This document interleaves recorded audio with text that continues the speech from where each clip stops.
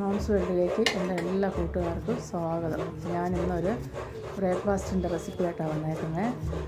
അപ്പോൾ നമുക്ക് ആദ്യം ഞാനിവിടെ ഒരു 3-4 ക്യാരറ്റ് എടുത്തിട്ടുണ്ട്. ക്യാരറ്റിൽ നിന്ന് നമുക്ക് ചെറിയ പീസായിട്ട് തൊലിയൊക്കെ കളഞ്ഞതിന് ശേഷം വൃത്തിയാക്കി അരിഞ്ഞ് ഞാൻ ജാറിലിട്ട് കൊടുത്തിട്ടുണ്ട്. അപ്പോൾ അതൊന്നിതാ അടിച്ചെടുത്തിട്ടുണ്ട്. നല്ല പേസ്റ്റ് പോലെ അടിച്ചെടുത്തിട്ടുണ്ട്. കുറച്ച് മാവ് ഞാനിതാ ആട്ടി വെച്ചതിൽ നിന്ന് മാറ്റിയെടുത്തു. ഇഡലി ഉണ്ടാക്കാനാണ്. അപ്പോൾ ക്യാരറ്റ് കൊണ്ടത് അടിപൊളി ഇഡലി.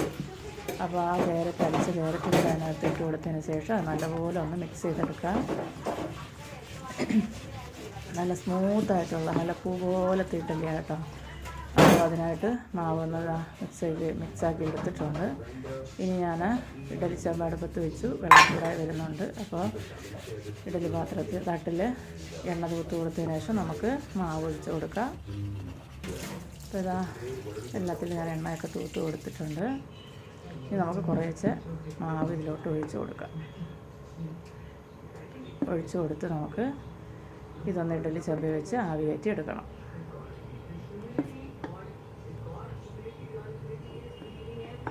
അപ്പോൾ എന്നൊന്ന് വീഡിയോ ഇടുമ്പോൾ എന്തെങ്കിലുമൊക്കെ വേണ്ടേ. അപ്പോൾ ഇതൊക്കെ എല്ലാവർക്കും അറിയാവുന്നത് തന്നെ, എന്നാലും ഇന്നിടാമല്ലോ എന്ന് വിചാരിച്ചു.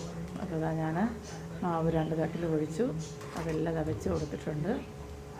ഇനി ഇതൊരു 10-15 മിനിറ്റ് നല്ലപോലെ ഒന്ന് വേകണം.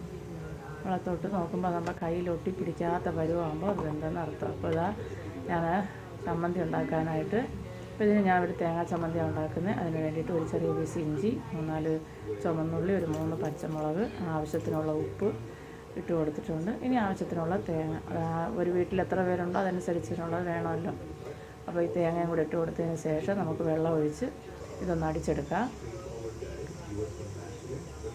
അപ്പോൾ ഞാൻ എളുപ്പത്തിൽ ഉണ്ടാക്കാൻ പറ്റുന്ന മാവ് അടിച്ച് വെച്ച് നമ്മൾ ഇഡലിക്കൊക്കെ തലേദിവസം അടിച്ചപ്പോൾ എളുപ്പത്തിൽ ഉണ്ടാക്കാൻ പറ്റുന്ന ഒരു ബ്രേക്ക്ഫാസ്റ്റ് റെസിപ്പിയായിരുന്നു കേട്ടോ. അപ്പോൾ ഇതാ ചമ്മന്തി എല്ലാം ഞാനിവിടെ അടിച്ചെടുത്തിട്ടുണ്ട്. അപ്പോൾ ഇന്നത്തെ ചമ്മന്തി എന്ന് പറഞ്ഞാൽ ഞാൻ ഈ ചമ്മന്തി നമ്മൾ കടുവറുത്ത് ചൂടാക്കി എടുക്കുന്നതിന് വേറൊരു ടേസ്റ്റാണ്.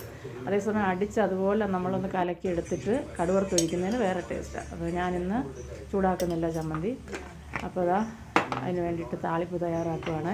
അപ്പോൾ 2 സ്പൂൺ എണ്ണ ഒഴിച്ച് കൊടുത്തിട്ടുണ്ട്, വെളിച്ചെണ്ണ. അതിലേക്ക് 1/2 ടീസ്പൂൺ കടുക് ഇട്ട് കൊടുത്തിട്ടുണ്ട്. ഞാനിങ്ങനെ 2 പ്രാവശ്യം ഇടുമ്പോൾ നിങ്ങളൊന്നും വിചാരിക്കേണ്ട. ഞാൻ ഇതിലൊക്കെ ഇട്ടേക്കുന്ന സ്പൂണെന്ന് പറയുമ്പോൾ തീരെ പൊടി സ്പൂണാണ്. എൻ്റെ നമ്മുടെ ചൂണ്ടുകൈകളുടെ അത്ര നീളമുള്ള കുഞ്ഞു സ്പൂണുള്ള ഞാനിങ്ങനെ ഇങ്ങനെ ഇട്ടേക്കുന്നത്. അതുകൊണ്ടാണ് അങ്ങനെ കുറേയൊക്കെ എടുത്തിരുന്നത് കേട്ടോ. അപ്പോൾ അതിന് ശേഷം ഞാനൊരു 2-3 ചുവന്നുള്ളി വട്ടത്തിൽ അരിഞ്ഞതും 2 വറ്റൽമുളകും 1 തണ്ട് കറിവേപ്പിലയൊക്കെ ഇട്ട് കൊടുത്തു. അപ്പോൾ നമ്മുടെ താളിപ്പ് റെഡി ആയിട്ടുണ്ട്. നമ്മുടെ ചമ്മന്തി ഇവിടെ റെഡിയായിട്ട്, ഈ ചമ്മന്തി ഞാൻ ചൂടാക്കത്തൊന്നുമില്ല. ഇനി പെട്ടെന്നൊന്ന് നമ്മൾ താളിച്ച ഉടനെ ഒന്ന് അടച്ച് വയ്ക്കാം. അപ്പോൾ ആ മണമെല്ലാം അതിനകത്ത് പിടിച്ച് നല്ല ടേസ്റ്റ് ആയിരിക്കും. അപ്പോൾ നമ്മുടെ ഇഡലി ഇവിടെ പരുവായി കിട്ടിയിട്ടുണ്ട്. ഇതൊന്ന് ഒരു 5 മിനിറ്റ് ഒന്ന് നമ്മളിങ്ങനെ വെച്ചിട്ട് വേണം, ഒന്ന് ചൂട് മാറിയതിന് ശേഷം മാത്രം ഇളക്കിയെടുക്കുക. അല്ലെങ്കിൽ ഇത് പൊടിഞ്ഞു പോകും. നമ്മൾ ചൂടോടെ ഇട്ട് ചിലപ്പോൾ കുത്തി മറിക്കുവാണെങ്കിൽ പൊടിഞ്ഞു പോകും. അതുകൊണ്ടാണ് പറയുന്നത്. അപ്പോൾ ഒന്ന് ജസ്റ്റ് ഒന്ന് തണുത്തതിന് ശേഷം അതാണ് നല്ലപോലെ പൂ പോലെ ഇളകി വരും. അപ്പോൾ അതാണ് നമ്മുടെ ഇഡലി എല്ലാം ഞാനിങ്ങനെ ഹോട്ട് ബോക്സിലോട്ട് എടുത്ത് വെച്ചിട്ടുണ്ട്.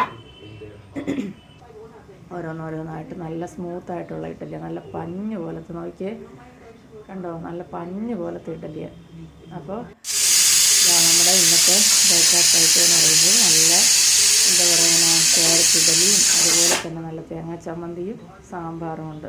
അപ്പോൾ രാവിലത്തെ കാപ്പിയെല്ലാം ഇവിടെ റെഡി ആയിട്ടുണ്ട്. നിങ്ങൾക്ക് ഈ വീഡിയോ ഇഷ്ടപ്പെടുകയാണെങ്കിൽ എൻ്റെ ചാനലൊന്ന് സബ്സ്ക്രൈബ് ചെയ്യാനും ലൈക്ക് ചെയ്യാനും നിങ്ങളുടെ കൂട്ടുകാർക്കെല്ലാം വീഡിയോ ഒന്ന് ഷെയർ ചെയ്യാനും മറന്നു പോവല്ലേ.